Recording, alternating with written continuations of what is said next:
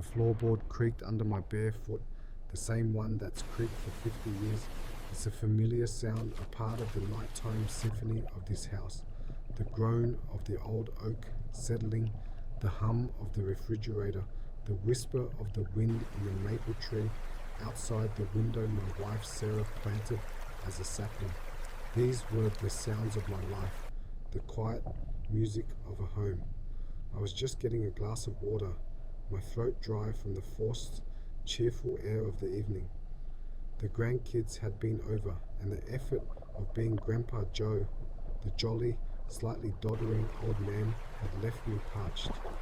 I moved through the dark kitchen by memory, my hand finding the smooth, cool handle of the cabinet where the glasses live. That's when I heard it. Not the house's music, but a different kind of sound, a sharp, hushed voice from the living room, Chloe's. I froze, the glass halfway to the sink. The night was so still I could hear the ice maker click in the freezer, and I could hear her, clear as a shard of glass. He's a burden, Mark. The word hung in the dark, burden. It wasn't just a word, it was a verdict. It felt like a physical blow, a sudden, sickening pressure in my chest. I didn't move, I couldn't. She went on, her voice low and utterly devoid of the saccharine sweetness she used when speaking directly to me. It was all cold, hard calculation. A sad old man in a big, empty house. Sad. I looked around the kitchen. I saw Sarah at the stove, her back to me, humming as she stirred a pot of her famous chili. I saw my son, a little boy with scraped knees, sitting at this very table, carefully coloring a picture. I saw decades of Christmases, birthdays, quiet Sunday mornings with the newspaper spread out. Empty? This house was fuller than it had ever been, crowded with ghosts of the best days of my life. But to her, it was just square footage, wasted space. My fingers tightened around the cool glass.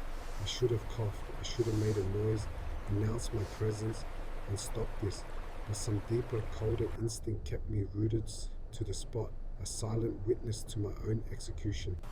We'll tell him after Christmas, Chloe continued, her tone leaving no room for debate. It was a plan already finalized. We'll put him in a home and sell this place. It's the only logical move. A home. She made it sound so benign, like some kind of all-inclusive resort, but I knew what she meant. A place with linoleum floors and the faint, ever-present smell of disinfectant and despair. A place where you wait for visitors who never come. They weren't just planning to move me, they were planning to shelve me, to store me away like a piece of obsolete furniture to make room for their new, unencumbered life. And then came the silence from Mark, my son, my only child, the boy I taught to throw a baseball in that very backyard, the man I'd bail out of more than one financial scrape, no questions asked. I held my breath, waiting for him to push back, to say, Chloe, that's my father. We can't do that. To show even a flicker of the loyalty I'd always foolishly assumed was a given. It wasn't a defense that came, it was a sigh. A weary, resigned exhalation I could hear from the kitchen. And then, so quiet I almost missed it, his weak, hesitant agreement. I know, you're right, it's for the best. That was it. That was the final quiet betrayal. It wasn't loud or dramatic. It was a surrender. In that moment, the man I raised, the person I would have laid down my life for, signed the order for my exile. He agreed that I was a problem to be solved. A sad old man. A burden. The cold from the glass in my hands seemed to seep up my arm into my veins, settling deep in my bones. I slowly, carefully, set the glass down on the counter without making a sound. I didn't need the water anymore. A different kind of thirst had taken hold, a cold, arid emptiness. I turned and walked back through the dark house, each familiar creak of the floorboards now sounding like a lament. I passed the living room doorway, a sliver of lamplight cutting across the hall. I didn't look in. I didn't need to. The image was already burned into my mind. My son and his wife sitting on the couch Sarah and I had saved for months to buy, calmly discussing the dismantling of my life. This house, every nail and board filled with 50 years of love and labor and memory, was no longer my home. To them, it was just an asset, and I was the regrettable liability that came with it. I climbed the stairs, the weight of 75 years suddenly feeling infinitely heavier, and closed my bedroom door on the silent, sleeping house that was no longer mine. The morning light felt different.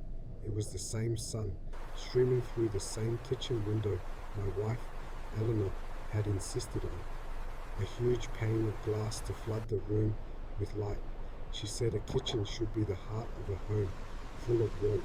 This morning the light felt like an interrogation lamp. I heard them stirring upstairs, the creak of the floorboards, the muffled voices. My son, Mark, and his wife, Chloe. Last night their words had been a cold blade slipped between my ribs, a burden, a sad old man. We'll put him in a home. I had stood in the dark kitchen, the cool tile under my bare feet, and felt the foundation of my world crack. But this morning, the crack was sealed, filled with something cold and solid, something patient. I moved to the coffee maker, my movement slow, deliberate. I made a show of fumbling with the canister of grounds, letting a few spill on the counter. I sighed, a soft, weary sound I knew they'd interpret correctly. I was Grandpa Joe, the harmless, slightly forgetful widower, the character they had written for me, and one I would now play to perfection. Morning, Dad, Mark said, padding into the kitchen. He didn't meet my eyes. His gaze was skittish, landing on the fridge, the toaster, anywhere but on me. The guilt was already a stain on him. Good morning, Joseph, Chloe chirped, her voice a little too bright, a little too sharp. She came up beside me, placing a hand on my arm. It was meant to be a comforting gesture, but her touch was cool and proprietary. Here, let me get that. You just sit down. She took the coffee scoop from my hand with a patronizing smile. See? The smile said, we take care of you. You need taking care of. I gave her a gentle, grateful smile in return. Oh, thank you, dear. These old hands aren't what they used to be. I let my voice carry a faint, harmless tremor. I sat at the head of the table, the same table where I'd helped Mark with his multiplication tables, where Eleanor and I had shared thousands of meals, where we'd planned our future. I watched them move around my kitchen. They were the interlopers, the usurpers, who saw the crown but didn't understand the weight of the throne. They saw a relic sitting at the table. They had no idea they were breakfasting with a ghost. Because I was never just a retiree. Long before I was Grandpa Joe, I was Joseph P. Kellerman. I built an empire from a borrowed $1,000 and a relentless will. I wasn't a real estate developer. I was a strategist. I played the market like a grandmaster plays chess, thinking 10 moves ahead. I negotiated deals that would make a shark blush, not with bluster, but with silence, with an unnerving calm that made other men rush to fill the void with concession. I knew every clause, every loophole, every hidden pressure point in a contract. I knew how to structure a deal so the other party thought they'd won, right up until the moment they realized they'd lost everything. And this house, this wasn't just a house. I was the architect of its very foundation. I had walked this empty plot of land with Eleanor 45 years ago. I'd held the original soil reports, chosen the grade of the concrete myself, overseen the laying of every pipe and wire. I knew its bones and its soul in a way they could never comprehend. To them, it was square footage, an asset, a nest egg. To me, it was the physical manifestation of a lifetime of love and labor. So, Dad, Mark said, sliding a plate of scrambled eggs in front of me. Sleep okay? I looked at him, my eyes soft and slightly unfocused. Like a log, son. Like a log, I took a slow bite of toast. This is delicious. You're a good boy to make your old man breakfast. He flushed, a mixture of pleasure and shame. Chloe watched the exchange, her eyes calculating. I could see the gears turning. See? He's happy. He's simple. This will be easy. They chatted about their plans for the day, errands, maybe a movie. Their conversation was light, filled with the casual certainty of people who believe they are in control. They treated me with a cloying, fragile kindness, the kind you reserve for a child or a terminal patient. They were humoring me, and I humored them right back. I nodded along, asked simple questions, feigned a moment of confusion about what day it was. Every gentle, patronizing word from them was another brick in the wall I was building around my true self. The lion wasn't sleeping. He was perfectly still, watching the jackals circle, calculating the precise angle of his pounce. The coffee was bitter on my tongue, but the taste was familiar. It was the taste of 1,000 early mornings, of high-stakes meetings and multi-million-dollar decisions. It was the taste of my old life, and as I sat there playing the feeble grandpa, I felt that old, cold, formidable strength coiling deep inside. They thought they were dealing with a sad old man. They were about to learn they were in a negotiation with a master, and they had just made a fatal opening miscalculation. The week that followed was a masterclass in psychological warfare, disguised as domestic bliss. Every morning I would rise, put on my old robe, and shuffle into the kitchen to perform my part, the harmless, slightly doddering Grandpa Joe. And every morning they were there, waiting, their smiles a little too bright, their concern a little too sharp. It started subtly with Chloe. We'd be sitting with our coffee, and she'd look up from her tablet and say, "You know, Joe, I was reading about this wonderful place called the Orchards last night. They have a state-of-the-art fitness center and a heated pool. Can you imagine?" Swimming in January, she'd say it with a light, airy laugh, as if it were the most whimsical thought in the world. I'd just nod, my eyes vague, and murmur something about how I'd always preferred a good walk. But the brochures began to appear. They were never handed to me directly, of course. That would be too crude. They'd be left on the coffee table, their glossy covers featuring unnaturally happy silver-haired couples playing bocce ball or laughing over a ceramics class. One was left open on the kitchen counter to a page detailing their comprehensive, multi-tiered care options. I picked it up, feigning curiosity, and feel Chloe's eyes on me from across the room, watching for a reaction. I'd set it back down with a soft, confused sigh, as if the small print was too much for me. Inside, the old negotiator was taking notes, analyzing her tactics. She was testing the waters, gauging my resistance. Then came the language. The word downsizing entered their vocabulary like a new pet. Mark would use it over dinner, his voice carefully neutral. "You know, Dad, a lot of people your age are downsizing. It's really quite liberating. Less to clean, less to worry about. It would be for your benefit, really. Give you more freedom." He couldn't look me in the eye when he said it. He'd stare at his plate, pushing his food around. My own son, using corporate speak to justify putting me out to pasture. Each time he said, "for your benefit," I felt a little piece of the foundation of our relationship crumble into dust. The true escalation, the moment the covert operation became an open invasion, was when the measuring tape came out.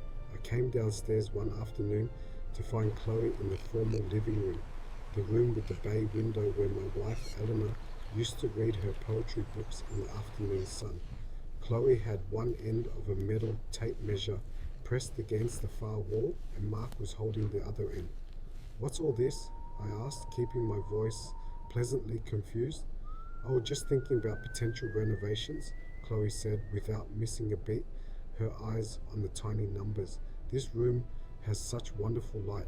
It could really be opened up, maybe take this wall down." They were discussing my home as if I were already a ghost, a faint memory to be painted over. Later that evening, I heard them in the hallway outside my study. "I'm thinking a light grey for in here," Chloe's voice carried, clear and decisive. "Agreeable grey, maybe. It's very neutral. Appeals to the broadest range of new owners. New owners." The words hung in the air, toxic and final. They weren't just planning my future. They were actively erasing my present. They were picking out the paint that would cover the scuff mark on the baseboard from when Mark was 7 and crashed his tricycle into it. They were planning to tear down the wall that held the faint pencil lines charting his and his sister's growth over the years. They were measuring my wife's rose garden view for a patio. The disrespect was no longer a whispered secret in the dead of night. It was a campaign. It was in the cheerful brochures, the patronizing buzzwords, the cold clinical measurement of my life's memories. They were so confident, so sure of their victory that they didn't even bother to hide their plans anymore. They saw a vacant space soon to be available, a piece of prime real estate. They had forgotten that the man who built this house from the ground up, the man who could negotiate a multi-million-dollar deal while barely raising his voice, was still living in it. They mistook my silence for surrender, and that, I knew with a cold, settling certainty, was about to become their most catastrophic miscalculation. The morning air was cool and carried the scent of damp earth, a smell I'd come to associate with peace. For 20 years, this ritual had been my anchor.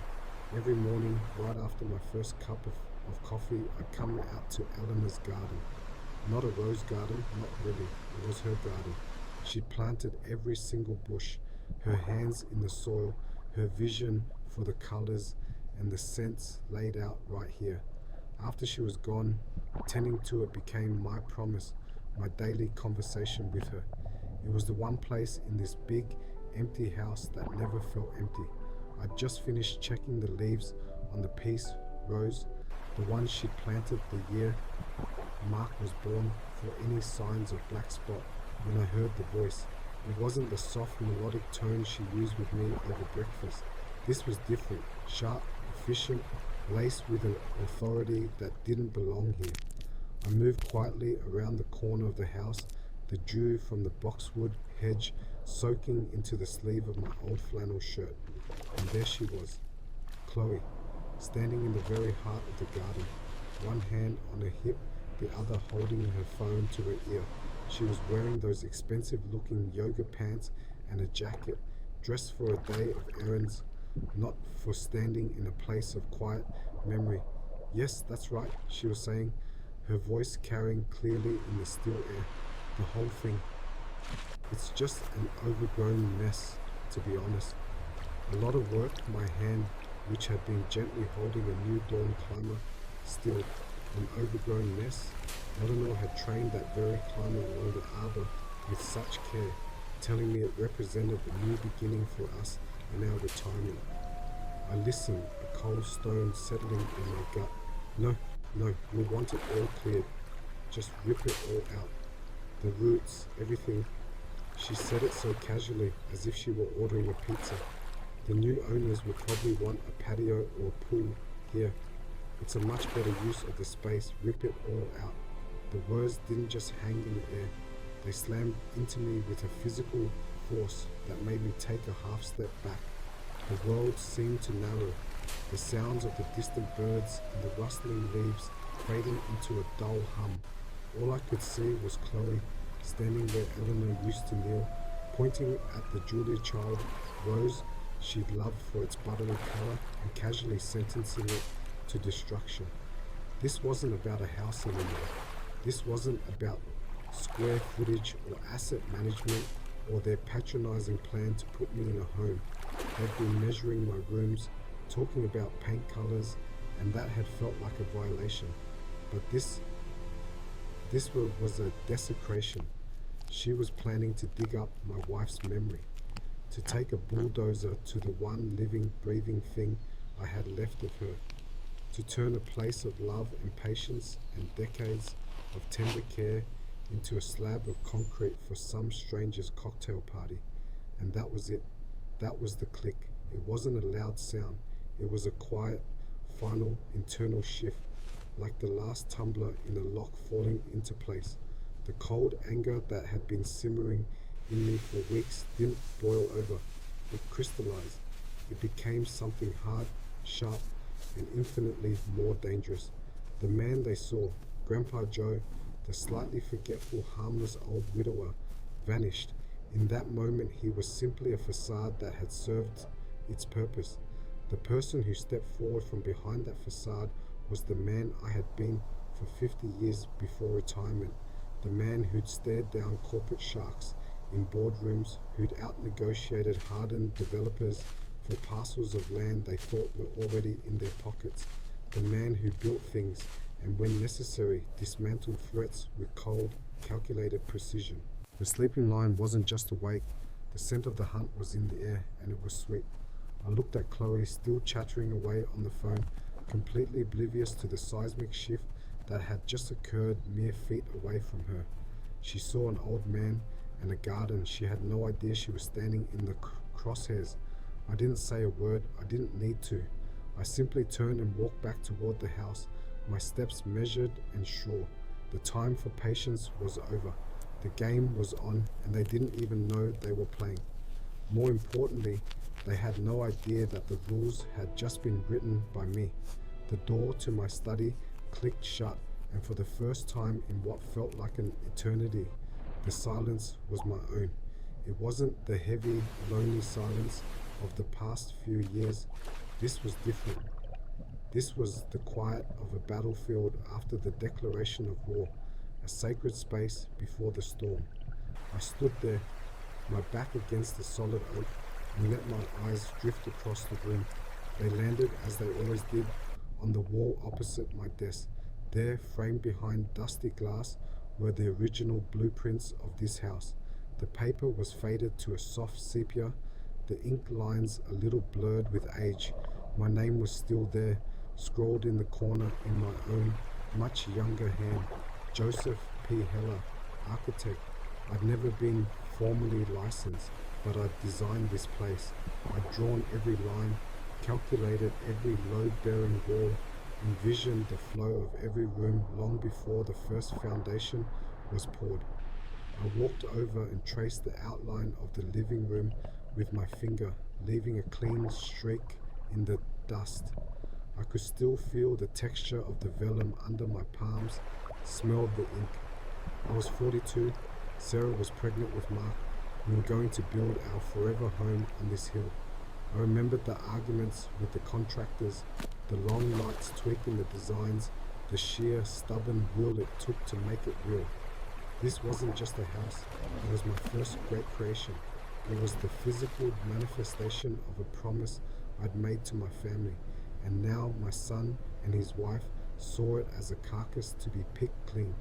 A coldness, sharp and familiar, began to spread from my core. It wasn't anger anymore. Anger was a fire, and fire could be put out. This was a glacier, ancient and inexorable. I felt a shift inside my head, a series of long dormant gears grinding to life. The ghost of the man I used to be was stirring, shaking off the dust of retirement and grief. For 35 years, I wasn't just Grandpa Joe. I was Joseph Heller, the man who turned vacant lots into luxury condos and crumbling warehouses into thriving commercial spaces. I'd built a small empire, not with a sledgehammer, but with a pen and a contract.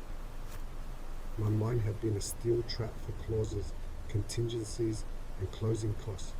I knew property law the way a composer knows music.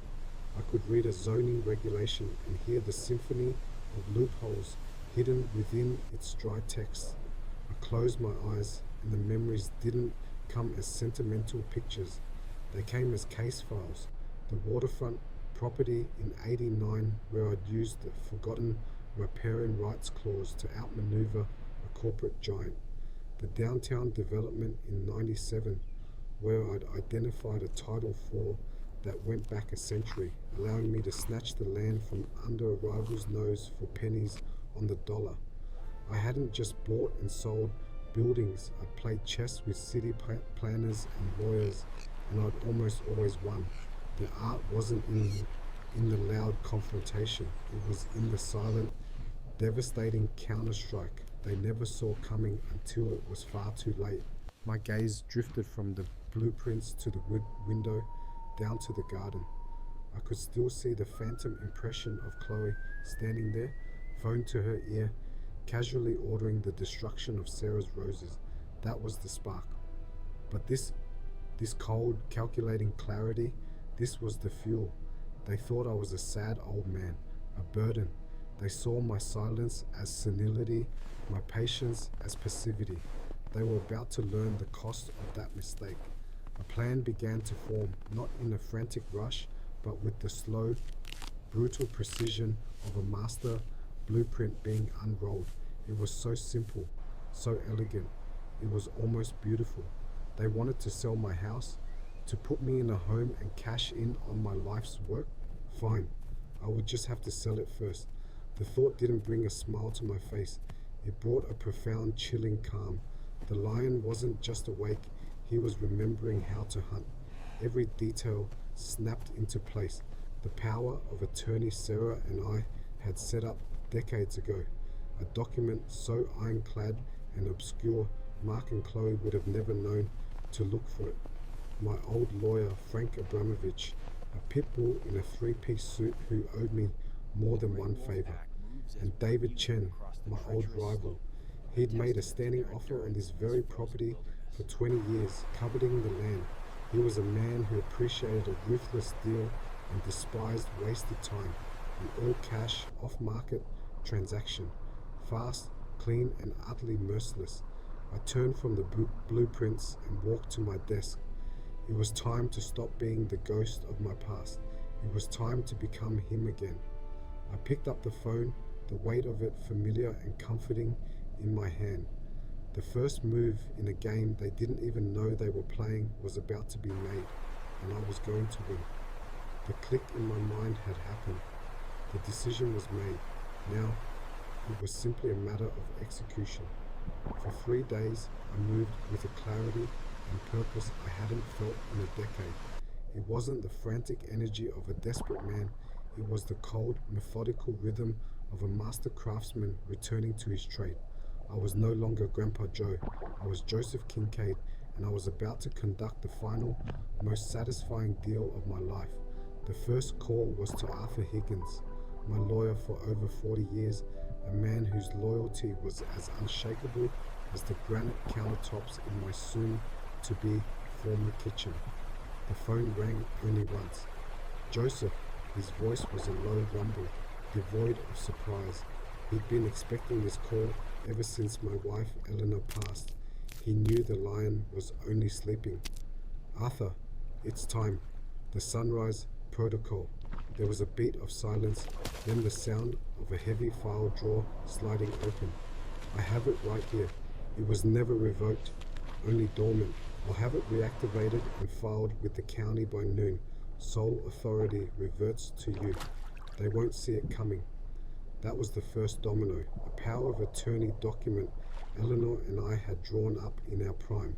A piece of legal Kevlar designed to protect a legacy from exactly this kind of vulture-like opportunism.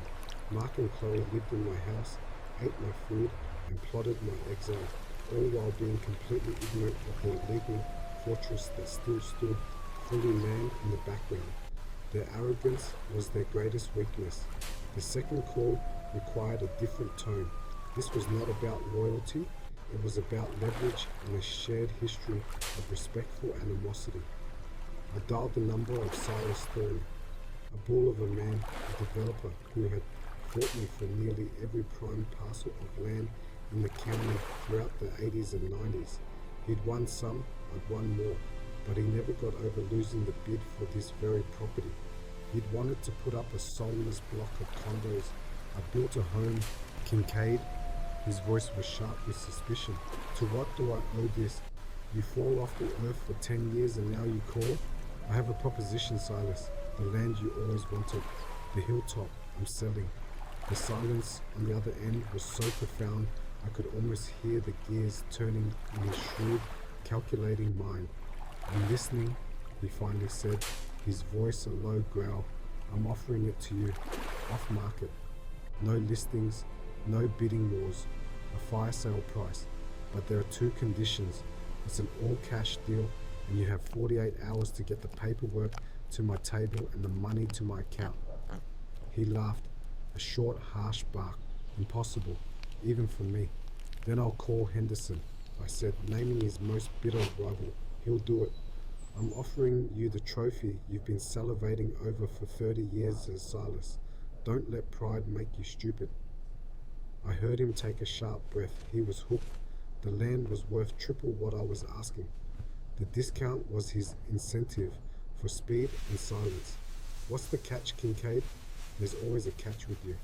The catch is that the current occupants, my son and his wife, are not to be consulted or informed until the deal is done. They are leaving. The house may be a memory to you, but it's an obstacle. Do with it what you will. I could feel his grin through the phone. He loved the ruthlessness of it. It was a language he understood perfectly. You're still a cold bastard, Kincaid. Email me the terms. You'll have your money and the papers in 48 hours. The final piece of the clockwork fell into place when Chloe, with a syrupy sweet tone that made my skin crawl, informed me they were popping over to her parents for the weekend, a pre-Christmas visit. Perfect. The moment their car disappeared down the driveway, the quiet house hummed with new activity. I called the number Arthur had given me for a discreet high-security moving company. 4 men arrived in an unmarked truck. I directed them with the calm efficiency of a museum curator. Every photograph of Eleanor and me, every book from my study, the porcelain figurines she collected, the quilt her mother made, every artifact of our life together was carefully, respectfully wrapped, inventoried, and loaded. It was a strange, somber ballet, this packing away of a 50-year marriage. But there was no sadness in me, only a fierce, protective certainty. I was saving these things from the bulldozer Chloe had already hired in her mind. Their things, Mark's golf clubs, Chloe's vast, expensive wardrobe, their trendy, uncomfortable furniture. I had the movers packed into sturdy cardboard boxes. Each box was meticulously labeled. There was no malice in the act, no slashing of suits or breaking of trinkets. That would have been petty, emotional. This was business. I had their belongings placed in a neat, orderly stack in the center of the clean, empty garage. It looked like the staging area for an evacuation, which, in a way, it was. On the morning of the third day, Arthur and Silas arrived together at my door. We sat at my massive oak dining table, the same one where I'd hosted countless business dinners and family holidays. Now, it hosted its final transaction. Silas slid the contract across the polished wood. Arthur gave it a final approving nod. I picked up my pen. It was the same Mont Blanc Eleanor had given me for our 30th anniversary. For a moment I felt her presence, a warm, approving pressure on my shoulder. I uncapped the pen and signed my name with a firm, decisive stroke. Joseph Kincaid. The house was sold. I watched them drive away, the signed contract in Silas' briefcase. The movers had finished. The house was empty, echoing with the ghosts of my past and the stark reality of my present. I walked from room to room, my footsteps loud on the bare hardwood. The silence was no longer lonely, it was victorious.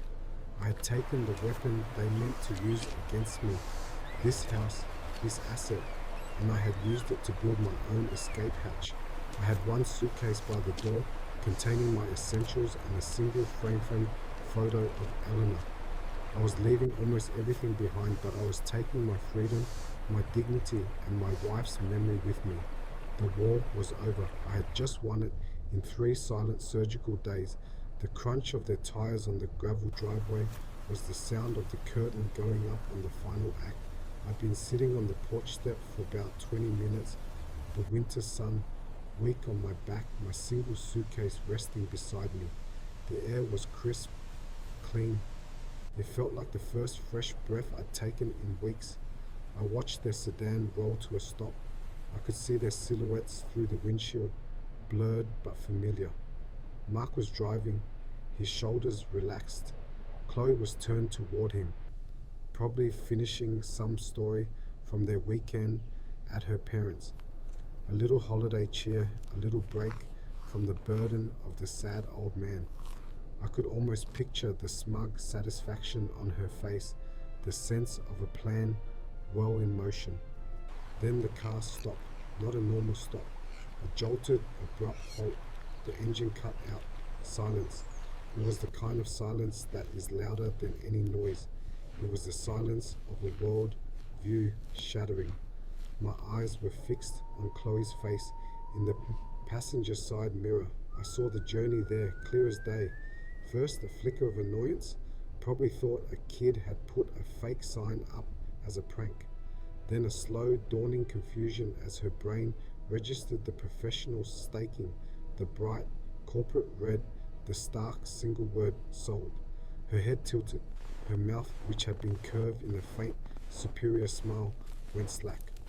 The car door opened and she practically fell out, her eyes locked on the sign as if she could burn it away with her gaze. She took a stumbling step forward, one hand reaching out toward it, then pulling back as if it were red hot. What is this? Her voice was a thin, reedy thing, stripped of all its usual calculated sharpness. It was the voice of a child who'd just seen a magic trick they couldn't comprehend. Mark got out more slowly, his movements heavy with a dread he didn't yet understand. He looked from the sign to Chloe to me. His face was a blank page waiting for a terrible story to be written on it. That's when I spoke. My voice was calm. Not the gentle, slightly wavering calm of Grandpa Joe, but the flat, unassailable calm of a man reading the terms of a settled contract. There was no anger in it, no gloating, just fact. You were planning to put me in a home after Christmas. The words hung in the cold air between us. They weren't an accusation. They were a statement of premise, the foundational truth upon which everything else had been built. Chloe's head snapped toward me. Her eyes were wide, the pupils dilated with shock. What? Dad, what are you talking about? The lie was automatic, pathetic. I continued, my gaze steady on them. I decided to get a head start. I let that sink in for a beat. I saw Mark's jaw tighten. He was starting to connect the dots, and the picture was terrifying him. I sold the house. It was like I'd thrown a switch. Chloe made a sound, a choked gasp that was half laugh, half sob. You can't. This is a joke. This is our house. The new owners take possession on the 27th. I finished, my tone final. That was the moment the floor dropped out from under them completely. Mark looked like he'd been shot. All the color drained from his face. He took a half step back, his hand going to the car's hood to steady himself. His eyes, my son's eyes, were filled with a hurt, bewildered betrayal so profound it was almost physical. He was looking at a stranger. He was seeing the ghost of the man I used to be, the man he'd never truly known, and he was terrified of him. But Chloe's collapse was a spectacle. Her calculated composure, the armor she wore so proudly, didn't just crack, it detonated. The confusion on her face curdled into pure, undiluted horror. Her mouth opened, but no sound came out at first. It was a silent scream. Then the dam broke. No! The word was a raw, tearing shriek that ripped through the quiet neighborhood. You senile old fool. You can't do this. This is our house. Our house. She was pointing a trembling finger at me, her body shaking with a violent, helpless rage. We were going to sell it. We had plans. We have debts. You've ruined everything. She started pacing in frantic, jerky circles, her hands clawing at her hair. Call him. Call the realtor and tell him it's a mistake. It's a mistake. She was screaming now, not at me, but at the universe, at the mutable reality of the red sun. Mark, do something. Don't just stand there. But Mark was still just standing there, a statue of defeat, watching his wife unravel into a screaming, panicked animal. He was looking at the suitcase, the single suitcase, the final elegant punctuation on my sentence. He understood then that this wasn't a negotiation. This wasn't a family dispute. This was a fait accompli. The war was over and they had lost without ever knowing they were in a fight. I just sat there, On the step of the porch I had designed on the lawn I had paid to have seeded 50 years ago, and I watched the collapse. I listened to Chloe's screams turn into ragged, hysterical sobs. I watched my son's spirit break, and in the quiet center of the storm I had created, I felt nothing but a vast, immeasurable peace. The lion had moved, and the jackals were right where they belonged. The silence after my words was the loudest sound I have ever heard. It wasn't a peaceful quiet. It was the vacuum left behind by a collapsing world, their world. Mark's mouth was still hanging open, a perfect slack circle of disbelief. Chloe, however, didn't linger in shock. Shock was a luxury for people who hadn't just had their entire scheme dismantled in a single calm sentence. Her face, which had been a mask of smug planning for weeks, crumpled and then hardened into something raw and ugly. "You can't do this," she shrieked, the sound tearing through the quiet suburban afternoon.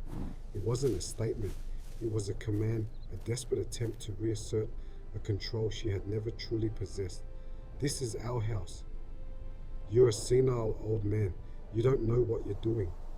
I just watched her, sitting on my suitcase. I felt the familiar weathered grain of the leather under my palm. It was the same suitcase I'd taken on business trips for 40 years, the one that had seen more boardrooms and negotiation tables than they could possibly imagine. It felt solid, real, a talisman from a life they had chosen to forget I'd lived. Mark finally found his voice, a weak, trembling thing. "Dad, please, this is a mistake. Let's go inside and talk about this." He took a step toward the front door, his hand reaching for the knob as if by habit. "It's not your door to open anymore, son," I said, my voice still level. "The locks were changed this morning. Your keys won't work." The sheer physical finality of that hit him like a physical blow. He actually jiggled the handle, a frantic, pathetic motion. The deadbolt held firm. He turned back to me, and for the first time I saw real fear in his eyes. Not fear for me or for what they had driven me to, but fear for himself. Fear of the consequences. The panic truly set in then. It was a spectacle. Chloe was on her phone, her fingers stabbing at the screen, calling a realtor, then a lawyer, her voice rising into hysterical pitches as she tried to explain the impossible. "There's a sold sign on my lawn. My father-in-law has lost his mind." I heard her shriek into the phone. Mark was pacing the driveway, running his hands through his hair, muttering to himself, "This can't be happening. This can't be happening." After a few minutes of this futile theater, a sleek black sedan pulled up to the curb. My lawyer, David Chen, emerged. He looked exactly as he always did, impeccably dressed, calm, and carrying a briefcase that contained anew the entire legal foundation of their ruin. He didn't even look at me. We had already said everything that needed to be said. His client was the law, and the law, in this case, was entirely... He walked directly to them. "Mark, Chloe," he said, his tone professionally neutral, "I'm here to facilitate the transition." Chloe rounded on him, spitting venom. "He can't do this. He's incompetent. We'll have him declared mentally unfit. We'll sue you. We'll sue the buyers." David didn't flinch. He simply opened his briefcase and handed them a thin sheaf of papers. "This is a summary of the relevant documents, the deed which has always been solely in your father's name, the reactivated power of attorney which you both signed years ago as a precaution, granting him full and unilateral control over his assets, a document whose validity you have never challenged, the bill of sale for an all-cash transaction legally executed and recorded. Any challenge you mount will be lengthy, exceptionally expensive, and almost certainly futile." He let that sink in for a moment, watching the color drain from their faces. Then he delivered the final masterful blow. "Furthermore, should you choose to pursue legal action, we will be compelled to enter into evidence the audio recordings from the home security system, recordings which clearly capture multiple conversations between the two of you discussing a strategy of elder coercion, specifically planning to have your father declared incompetent in order to seize his primary asset, and institutionalize him against his will for your own financial gain. The fight went out of Chloe then. It didn't just leave, it evaporated. Her shoulders slumped and the phone slipped from her hand, clattering onto the asphalt of the driveway they no longer owned. She understood. I hadn't just sold a house, I had built a trap, and they had walked right into it, recording their own confession with every smug, condescending word. Mark looked from David's impassive face to my calm one, and I saw the dawning, horrible understanding in his eyes. He wasn't looking at a feeble old man. He was looking at the ghost of the man who had built an empire, a man who thought 10 moves ahead, a man who had just checkmated his own son. David gestured toward the garage. Your personal effects have been packed and are stored there. You are welcome to collect them. The new owners take possession the day after tomorrow. I would suggest you find alternative accommodations for the evening. I stood up then, picking up my single suitcase. I had already said my goodbyes to the house. I had walked its empty rooms one last time that morning, my footsteps echoing in the space where a lifetime of memories now lived only in my mind. I didn't look back at them as I walked to David's waiting car.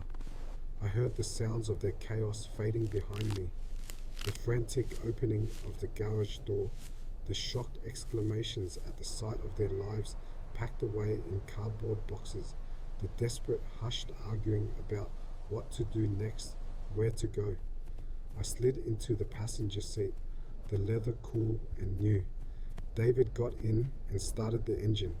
We pulled away from the curb, from the house, from the life I had built and they had tried to steal. In the rearview mirror, I saw them, two small, frantic figures in a driveway that was no longer theirs, surrounded by the boxes of a life that had just been irrevocably downsized. The war was over, and the quiet that settled over me as we drove away was the most profound peace I had known in 20 years. The salt air is the first thing I notice every morning. It's a clean, sharp scent that fills my lungs and washes everything else away. I'm sitting on my balcony, a cup of black coffee, warming my hands, watching the endless, rhythmic dance of the ocean. 6 months. It feels like a lifetime has passed, and yet, in another way, it feels like no time at all. This condo, my new home, is nothing like the house I built. That place was all wood and memory, every floorboard creaking with a story, every room holding the ghost of a laugh or a tear. This place is sleek, modern, all glass and steel, and silent, humming efficiency. I bought it outright with a fraction of the proceeds from the sale. The rest of the money is working for me now, tucked away in investments managed by a firm my old lawyer recommended. It provides a quiet, comfortable income. No fuss, no drama, just peace. And that, I've discovered, is the most valuable currency of all. Peace. The absence of measuring tapes in my hallways, the silence of conversations not being held about my future behind my back, the freedom to sit here for as long as I want and just listen to the gulls and the waves. My days are my own. I read. I take long walks on the beach, the wet sand firm under my feet. I've even started sketching again, something I haven't done since my wife was alive. It's a quiet life, a simple life, but it is entirely, unequivocally mine. Occasionally the outside world tries to intrude. The grapevine, as it always does, carries whispers. An old business associate will call, and after discussing market trends, he'll casually mention, "Heard about your boy Mark?" And the story is always the same, a slow motion car crash I can observe from a safe, detached distance. The debt. It seems the lavish lifestyle Chloe and Mark had been living wasn't just funded by their own incomes, it was a house of cards built on the anticipated windfall from my house. The luxury car leases, the country club memberships, the extravagant vacations they'd already booked, it was all predicated on cashing me out. Without that money, the foundation crumbled almost instantly. I'm told they're struggling, really struggling. The condo they rented after being locked out of my... No, the sold. house was too expensive. They've had to downsize dramatically. The whispers say there's tension, a lot of it. Rain being thrown back and forth like a lit fuse. It's a predictable tragedy, and I feel nothing but a distant clinical understanding of cause and effect. They sowed the wind, now they are reaping the whirlwind. They tried to call me, of course. About 2 months after the sale, my phone rang and Mark's name flashed on the screen. I let it go to voicemail. He left a message. His voice strained, a pathetic attempt at normalcy that quickly devolved into a mumbled, stumbling apology. Dad, we made a mistake, a huge mistake. We were just worried about you. We didn't think. He didn't finish the sentence. What could he say? They didn't think I was listening. They didn't think I had any fight left. They didn't think, period. Chloe called a week later. Her message was different, sharper, more desperate, laced with a venom she couldn't quite hide beneath a layer of faux concern. She talked about family, about forgiveness, about how we can work this out. She even had the audacity to mention my wife, her voice cracking with a performance of grief. She wouldn't have wanted this, Joe. That was the moment any lingering ember of doubt or guilt within me was extinguished forever, using my late wife's memory as a bargaining chip. It was the final confirming proof of the people they truly were. I deleted both messages without a second thought. The lion, once roused, has no interest in the pleas of the jackals. They see my silence now as cruelty, as an old man's bitterness. They don't understand it for what it is, profound, absolute indifference. They are simply no longer a part of my equation. The war they started is over. I ended it, and on this balcony, with the vast, untamable ocean stretching out before me, I have found the one thing they tried to take from me, my peace, and I will guard it here in my new kingdom by the sea for all the days I have left. I look out at the ocean, the same view I've had for 6 months now, and I still feel quite kind of awe at the peace I've found. The sound of the waves is a constant, gentle rhythm, a world away from the tense, silent halls of that big house. That house was a monument, yes, to my life with my wife, to the family we built, to the dreams we poured into every beam and brick. But it had also become a cage, a beautiful, memory-filled cage where I was slowly being turned into a ghost in my own story. And that's the heart of it, isn't it? The lesson that was carved into my soul, not with a chisel, but with the cold, calculated words of my own son and his wife. Respect your elders. You've all heard that phrase. It's something we say to children, a polite, almost quaint notion. But I'm here to tell you it's not about politeness. It's not about tradition for tradition's sake. It's a fundamental law of survival, a warning written in the scars of a lifetime. You see, they looked at me and they saw a sad old man, a burden. They saw the grey hair, the slower gait, the quiet moments of remembrance by my wife's rose garden. They saw the surface and they assumed that was the entire story. They had no idea, no conception of the storms I've weathered, the sleepless nights, building a business from a single crazy idea and $1,000 loan, the gut-wrenching negotiations where I stood toe-to-toe with sharks in $5,000 suits and didn't blink, the profound, earth-shattering grief of holding the hand of the love of my life as she took her last breath, the strength it took to get out of bed every single day for a year after she was gone. That strength doesn't vanish, it doesn't retire. It just goes quiet. It gets buried under the weight of years, under the desire for a simpler, quieter life. We bury it because we've earned the right to a little peace. But make no mistake, it is still there, a coiled spring, a dormant volcano. My silence in that kitchen, hearing their plans, wasn't weakness, it wasn't senility or confusion, it was patience. It was the same patience I used when waiting for the perfect moment to acquire a crucial piece of land or to close the deal that would make or break a year. It's the patience of a predator, yes, But more than that, it's the patience of a strategist. You don't reveal your hand when the other players are still shuffling the deck, and that is why you should never ever underestimate the old man or the old woman. You look at us and you see the sunset of our lives. You don't see the blazing noon sun that forged us. You don't see the battles we fought in boardrooms, in hospitals, in the quiet desperation of providing for a family. You see a harmless grandpa and you have no idea that the mind behind those gentle eyes has orchestrated corporate takeovers, outmaneuvered rivals, and built something from nothing. You think our fire is out when in reality we've just learned to bank the coals.